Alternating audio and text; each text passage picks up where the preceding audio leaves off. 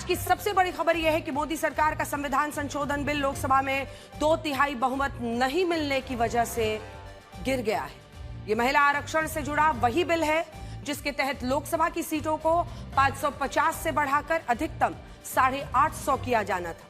21 घंटे की चर्चा के बाद आज शाम को जब इस बिल पर वोटिंग कराई गई तब इसके पक्ष में 298 और विरोध में 230 वोट पड़े। इस बिल को पास कराने के लिए 2/3 बहुमत की आवश्यकता थी, यानी 528 का 2/3 352 होता है, लेकिन इस बिल के पक्ष में 298 वोट ही पड़े और इस तरह यह बिल 54 वोट से गिर गया। इस बिल के गिरने के बाद सरकार ने यह कहा कि वो इससे जुड़े जो बाकी 2 और बिल हैं उन पर वोटिंग नहीं कराएगी, क्योंकि ये तीनों बिल आपस में लिंक्ड थे, जुड़े हुए थे। इनमें एक बिल परिसीमन बिल से जुड़ा हुआ था जिसके तहत जनगणना की परिभाषा बदली जानी थी और दूसरा बिल केंद्र शासित प्रदेशों में परिसीमन के बाद सीटें बढ़ाने के लिए था। सरकार ने कहा कि ये सारे बिल एक दूसरे से संबंधित हैं, इसीलिए एक बिल के गिरने के बाद वो बाकी के 2 बिलों पर वोटिंग नहीं कराना चाहती। आज बड़ा सवाल यह है कि विपक्षी दलों ने मोदी का बिल गिराया है या उन्होंने महिलाओं को मिलने वाले आरक्षण का बिल गिराया है। सरकार कह रही है कि विपक्ष ने महिला आरक्षण का बिल गिराकर लोकतंत्र के इतिहास की सबसे बड़ी गलती की है, जबकि विपक्ष कह रहा है कि उसने महिला आरक्षण का बिल नहीं गिराया है, उसने परिसीमन का बिल गिराया है जिसके तहत लोकसभा की सीटें बढ़ाई जानी थी। मोदी सरकार में यह पहली बार हुआ है जब वो सदन में किसी बिल को पास नहीं करा पाई। इस बिल के गिरने के बाद बीजेपी की महिला सांसदों ने संसद परिसर में विरोध प्रदर्शन किया और यह कहा कि देश की महिलाएं विपक्ष को माफ नहीं करेंगी।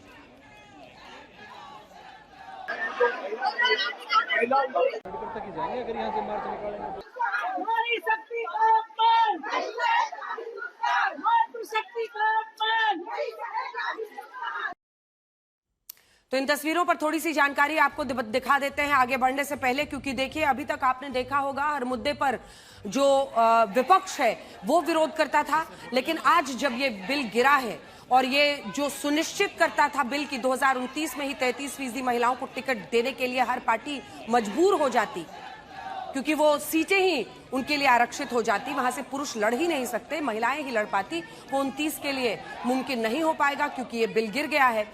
विपक्ष को विरोध करते आप देखते थे, लेकिन अब काली तख्तियों के साथ सत्ता पक्ष वहां पर विपक्ष के खिलाफ आवाज बुलंद कर रहा है। और इस वक्त भी जब आप रात के 9 बजे ये बुलेटिन देख रहे हैं तो सत्ता पक्ष की ये तमाम सांसद आज संसद परिसर में अपना विरोध प्रदर्शन कर रही हैं और वो कह रही हैं कि देश की महिलाएं विपक्ष को माफ नहीं करेंगी। सरकार को ये बात पता थी कि इस बिल को पास कराने के लिए विपक्ष का समर्थन उनको हर हाल में चाहिए होगा। इसके लिए प्रधानमंत्री मोदी, गृह मंत्री अमित शाह, संसदीय कार्य मंत्री किरेन रिजिजू समेत बीजेपी और एनडीए दोनों के ही तमाम सांसदों और शीर्ष नेताओं ने विपक्ष से इस बिल को समर्थन देने की अपील की।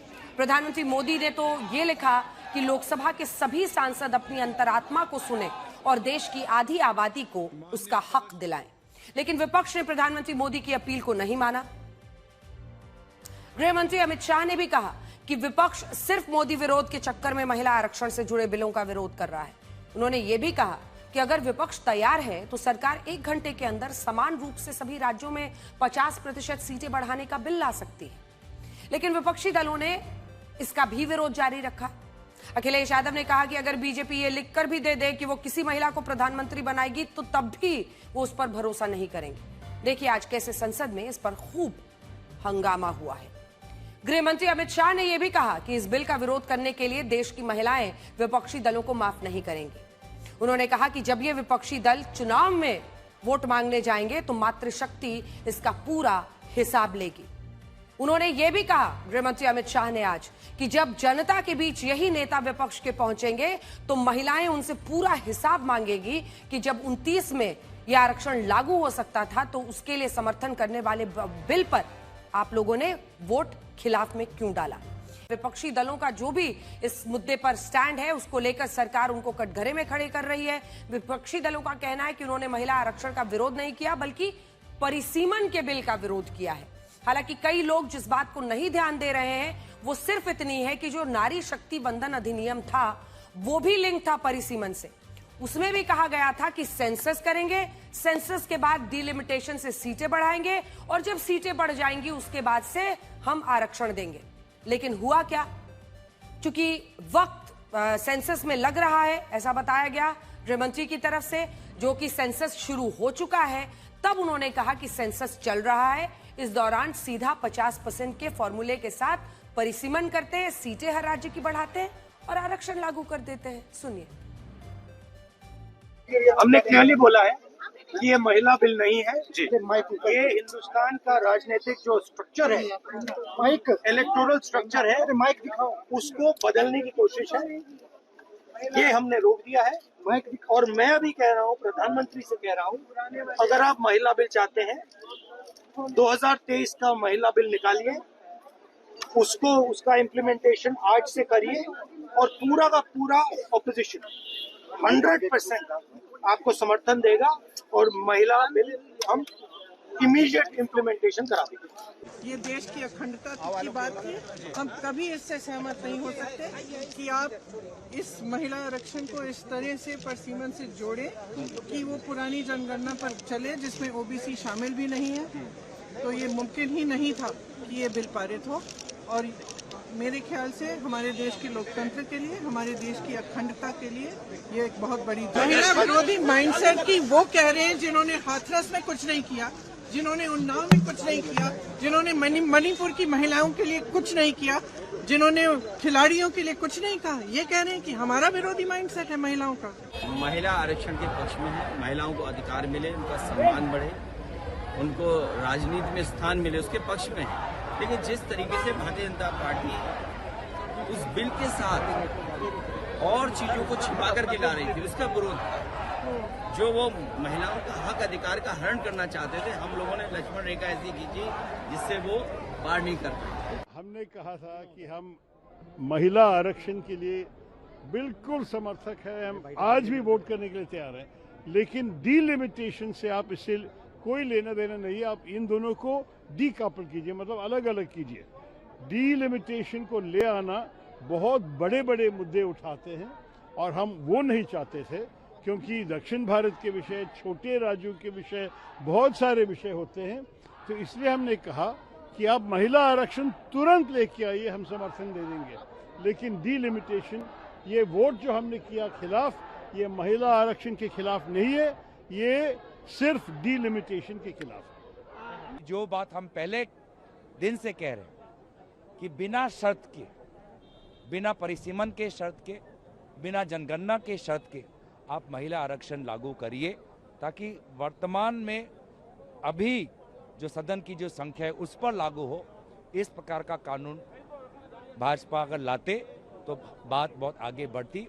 कहीं ना कहीं भाजपा को सिर्फ राजनीति करनी है, भाजपा को विपक्ष पर आरोप लगाना है, और इस प्रकार की जो राजनीति आज देश समझ चुका है। मान्यवर, मैं समझ रहा हूं कि ये वोट नहीं देंगे तो महिला आरक्षण का बिल गिर जाएगा, मगर इस देश की महिलाएं देख रही है, उनके रास्ते का रोड़ा कौन है वो देख रहे हैं। मान्यवर,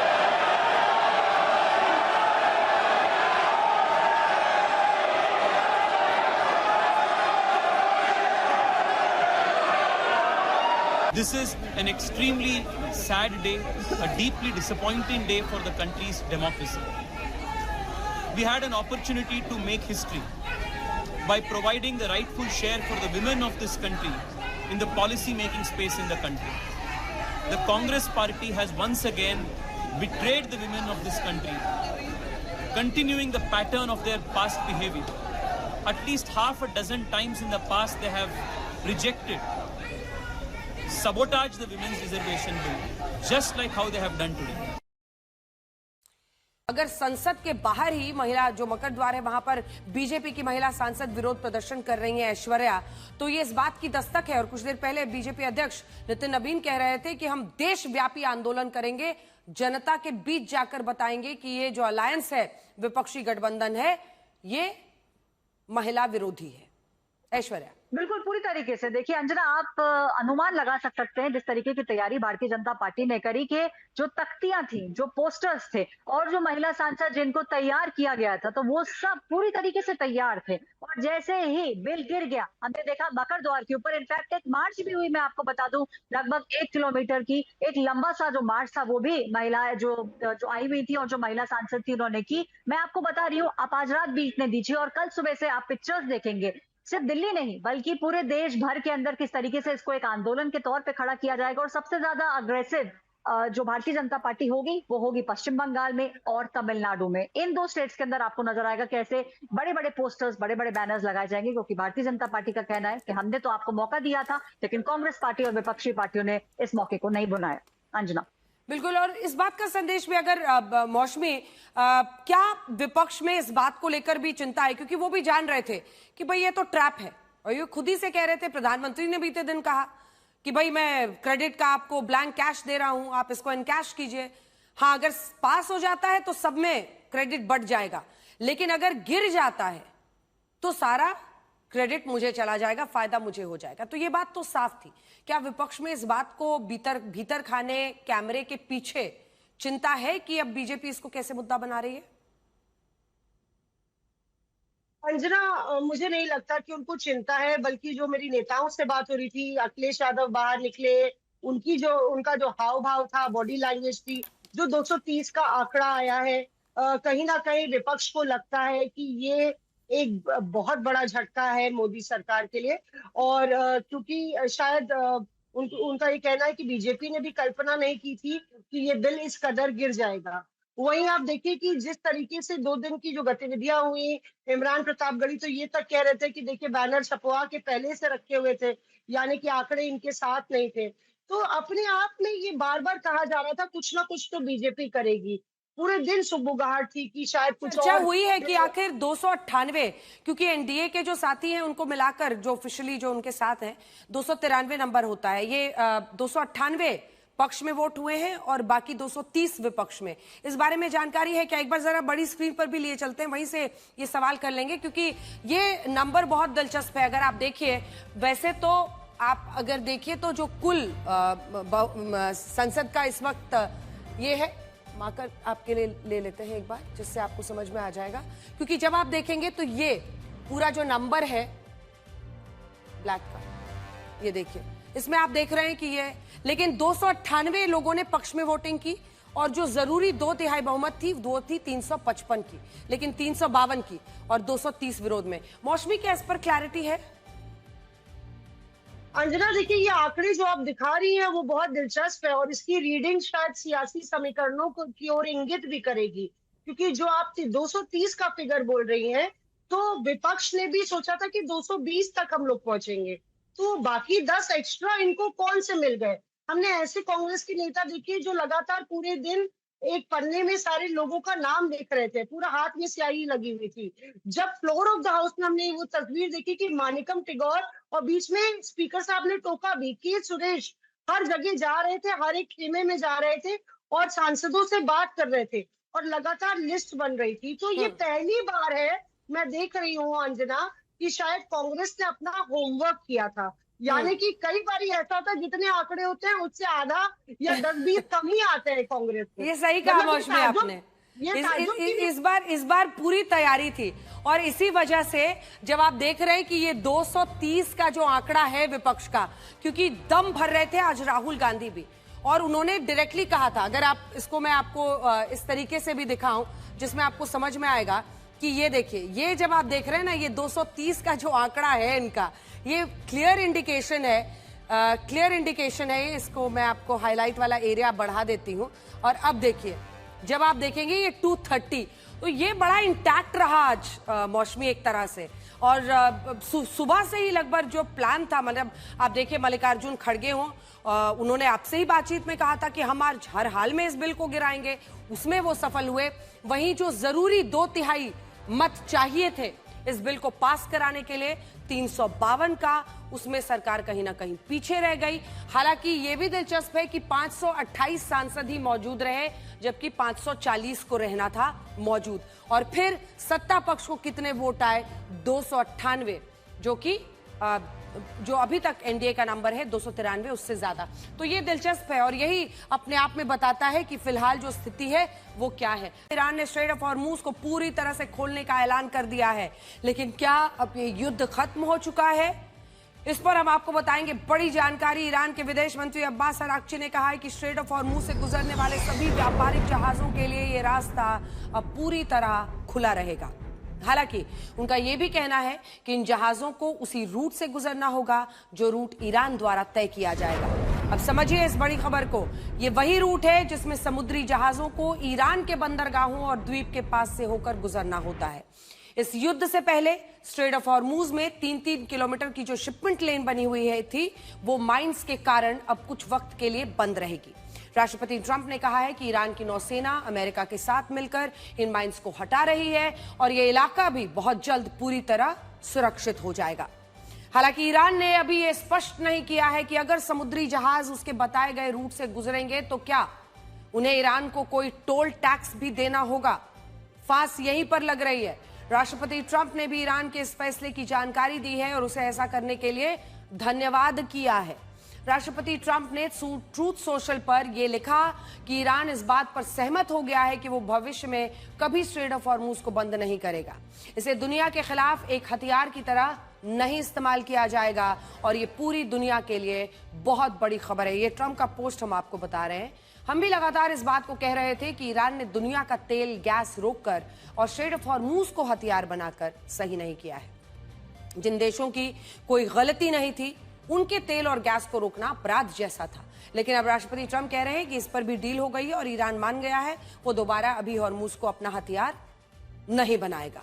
इस फैसले से दुनिया में 20% कच्चे तेल, 22% नेचुरल गैस, 20 से 30% फर्टिलाइजर की आपूर्ति बहाल हो सकती है। दुनिया में इसके कारण जो शेयर बाजार डूब रहे हैं, कच्चे तेल की कीमतों में वृद्धि हुई है, वो अब नीचे आ सकती है, संभल सकती है। युद्ध शुरू होने से पहले एक बैरल कच्चा तेल $68 का था, $120 तक पहुंच गया था, लेकिन अब ये वापस से $70 के पास आ सकता है और आज भी ये टूटकर $88 पर तो पहुंच ही गया है। ये कीमत ब्रेंट क्रूड इंडेक्स की है, जबकि WTI इंडेक्स में एक बैरल कच्चा तेल $84 पर पहुंच गया है। आप में से कई लोग इस खबर को देखकर राहत की सांस ले रहे होंगे। यकीन मानिए, पूरी दुनिया में जो लोग सोच समझकर कदम उठाते हैं या जिनको नॉर्मलसी पसंद है, उनके लिए जाहिर तौर पर यह बहुत उत्साहवर्धक खबर है। वरना ऐसे लोग जो युद्ध के पीछे भाग रहे थे, एक अजीब सा फितूर और पागलपन था, वो पूरी दुनिया को डुबाने की तरफ विश्व को ले जा रहे थे।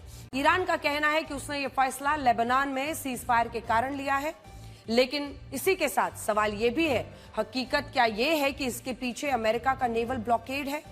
ईरान ने हॉर्मूज में क्या किया था? उसने वहां नाकेबंदी लगाकर इस रास्ते को बंद कर दिया था। अमेरिका ने हमले करके धमकियां देकर इस समुद्री रास्ते को खुलवाने की कोशिश की, लेकिन ईरान पर कोई असर नहीं हुआ। इसके बाद अमेरिका ने चाइना के महान दार्शनिक सुन त्सू के उस सिद्धांत को अपनाया जिसका जिक्र द आर्ट ऑफ वॉर नाम की एक पुस्तक में है। इसमें लिखा है कि सिर्फ युद्ध जीतना ही महानता नहीं है। सबसे बड़ी जीत तब होती है जब बिना लड़े ही दुश्मन को हरा दिया जाए। इसी सिद्धांत को अपनाते हुए अमेरिका ने पहले सीज फायर किया, युद्ध को रोका, बाद में स्ट्रेट ऑफ हॉर्मूज में ईरान के ब्लॉकेड के खिलाफ अपनी नौसेना का ब्लॉकेड लगा दिया। इससे ईरान पर दबाव बना, उसके जहाजों की आवाजाही ही रुक गई थी। आवाजाही रुकी तो ईरान का तेल निर्यात पूरी तरह ठप हो गया। अब ईरान फंस गया। ईरान इस अमेरिकी नाकेबंदी से पहले युद्ध के दौरान हर दिन 18 लाख बैरल कच्चे तेल का निर्यात कर रहा था। इनमें से 90% कच्चा तेल अकेले चीन को मिल रहा था, लेकिन अमेरिकी नाकेबंदी के कारण यह व्यापार ठप हो गया। जाहिर तौर पर चाइना भी बिलबिला उठा होगा। ईरान की मुश्किलें बढ़ने लगी। वो अगर अमेरिका के ब्लॉकेड को हटाने के लिए कोई हमला करता तो यह युद्ध फिर से शुरू हो जाता और दोष लगता कि उसने सीज फायर तोड़ा है। इससे ईरान दोहरी चुनौती में फंस जाता। इसीलिए उसने धमकियां दी, कहा कि ब्लॉकेड हटाओ नहीं तो हम अटैक शुरू कर देंगे। लेकिन अमेरिका पर किसी भी धमकी का कोई असर नहीं हुआ। उन्होंने ब्लॉकेड जारी रखा और लेबनान में सीज फायर भी हो गया तो ईरान ने स्ट्रेट ऑफ हॉर्मुज को पूरी तरह खोल दिया। इससे अमेरिका की रणनीतिक जीत जरूर इस मामले में हुई। उसने इस बार बिना लड़ाई लड़े ईरान को झुका दिया। ईरान को उसकी बात माननी पड़ी। लेकिन यह भी जानिए कि यही स्ट्रेट ऑफ हॉर्मुज युद्ध के पहले खुला हुआ था। तेल की कीमतें ऐसी थी कि हम और आप शांति से जी रहे थे। जिन घरों में लोगों को सिलेंडर की किल्लत हो रही है, जिनको पैसे ज्यादा देने पड़ रहे हैं, वो समझ रहे हैं कि इस युद्ध का दर्द क्या था। लेकिन दूसरी तरफ अमेरिका की रणनीतिक जीत अब इसलिए हुई क्योंकि ब्लॉकेड लगाकर ईरान पर दबाव तो बना लिया। और ये बात हम इसलिए कह रहे हैं क्योंकि स्ट्रेट ऑफ हॉर्मुज को खोलकर कहीं ना कहीं ईरान अमेरिका के सामने झुका है। राष्ट्रपति ट्रंप ने कहा कि अमेरिकी नौसेना की घेराबंदी अब भी जारी रहेगी जब तक ईरान के साथ डील नहीं हो जाती और वो अमेरिका की शायद सारी शर्तें नहीं मान लेता, तब तक अमेरिका का नेवल ब्लॉकेड लगा रहेगा। इसका मतलब यह हुआ कि स्ट्रेट ऑफ हॉर्मुज से सभी जो व्यापारिक जहाज हैं उनको गुजरने की इजाजत होगी, लेकिन जो ईरान के जहाज हैं उनके खिलाफ अमेरिका की नाकेबंदी लगी रहेगी। और इसीलिए हमने कहा कि अमेरिका ने युद्ध भूमि में नहीं बल्कि हॉर्मुज में अपने ब्लॉकेड से ईरान को झुकाया है। ईरान प्रधानमंत्री नेतन्याहू को डेविल मानता है और सबसे बड़ा उदाहरण ये एआई वीडियो है जिसे अफगानिस्तान में ईरान के कॉन्सुलेट जनरल ने खुद जारी किया है। इस वीडियो में दिखाया गया है कि राष्ट्रपति ट्रंप के पीछे जो डेविल है वो प्रधानमंत्री नेतन्याहू है और ईरान अपने दुश्मन को कभी नहीं भूलेगा। आप इस वीडियो को देखिए। जब इस युद्ध को खत्म करने की बात कही जा रही है तब कुछ ऐसा भी हो रहा है जो चिंता पैदा करता है। पहले जो जंग मिसाइल, ड्रोन्स, फाइटर जेट से लड़ी जा रही थी वो अब स्मार्टफोन, इंटरनेट, दिमाग के भीतर लड़ी जा रही है। CNN की एक रिपोर्ट बताती है कि ईरान एक खतरनाक रणनीति पर काम कर रहा है जिसे साइकोलॉजिकल वॉरफेयर या मनोवैज्ञानिक युद्ध कहा जा रहा है। इसमें ईरान, इजराइल और खाड़ी देशों के खिलाफ बारूद से ज्यादा भ्रम और दहशत का इस्तेमाल करेगा। रिपोर्ट के मुताबिक ईरान और इसके प्रॉक्सी इजराइल और खाड़ी देशों के आम नागरिकों के मोबाइल पर फर्जी अलर्ट्स, धमकी भरे मैसेज भेज रहे हैं। अभी भी इन मैसेजेस का मकसद किसी इमारत को गिराना नहीं बल्कि लोगों के आत्मविश्वास को गिराना है। जब आधी रात को किसी नागरिक के पास फर्जी हवाई हमले का मैसेज आता है तो वो अपने साथ अपने आसपास के लोगों में भी पैनिक फैला देता है। फर्जी अलर्ट के अलावा अब साइबर हमलों की सुनामी आ गई है, यानी हमले अब सैन्य और रिहायशी ठिकानों पर नहीं बल्कि डिजिटल इंफ्रास्ट्रक्चर पर हो रहे हैं। यूएई जैसे देशों में हर दिन लाखों साइबर अटैक दर्ज किए जा रहे हैं, जहां बैंकिंग सिस्टम पर अटैक के जरिए पैसों के लेन देन को बाधित करने की कोशिश की जा रही है और सरकारी सेवाओं को ठप करने का प्रयास हो रहा है। सबसे डरावना पहलू यह है कि हैकर्स सीसीटीवी, निगरानी कैमरास तक पहुंचने की कोशिश कर रहे हैं ताकि वो इन हमलों के बाद की अफरा तफरी को लाइव देख सकें, अपनी रणनीति उस हिसाब से बदल सकें और फिर वीडियोस फैलाएं। ईरान के रेवोल्यूशनरी गार्ड्स ने इस बार बड़ी कॉर्पोरेट कंपनीज के दफ्तर पर भी हमले किए थे। स्थिति इतनी गंभीर हो गई कि कई खाड़ी देशों में सुरक्षा कारणों से कंपनियों को वर्क फ्रॉम होम लागू करना पड़ा। रिपोर्ट के मुताबिक ये साइबर और मनोवैज्ञानिक युद्ध अमेरिका तक पहुंच गया। अमेरिकी सिस्टम को भी इसी तरह के साइबर खतरों और इंफॉर्मेशन वॉर का सामना करना पड़ रहा है। एक्सपर्ट्स का कहना है कि ईरान सीधे अमेरिका और इजराइल का सामना नहीं कर सकता, इसीलिए वो एसिमेट्रिक वॉरफेयर की मदद ले रहा है। इसमें कम खर्च में दुश्मन को ज्यादा मानसिक, आर्थिक चोट पहुंचाई जा सकती है। ईरान की ये रणनीति है कि दुश्मन को हरा नहीं सकते तो उसे इतना डरा दो कि वो खुद लड़ना ही छोड़ दे। इस खतरे को देखते हुए खाड़ी देशों की सरकारों ने अब सख्ती बरतना शुरू किया है। अफवाह फैलाने वालों के खिलाफ गिरफ्तारियां हो रही हैं। साइबर सुरक्षा को वॉर लेवल पर अपडेट किया जा रहा है।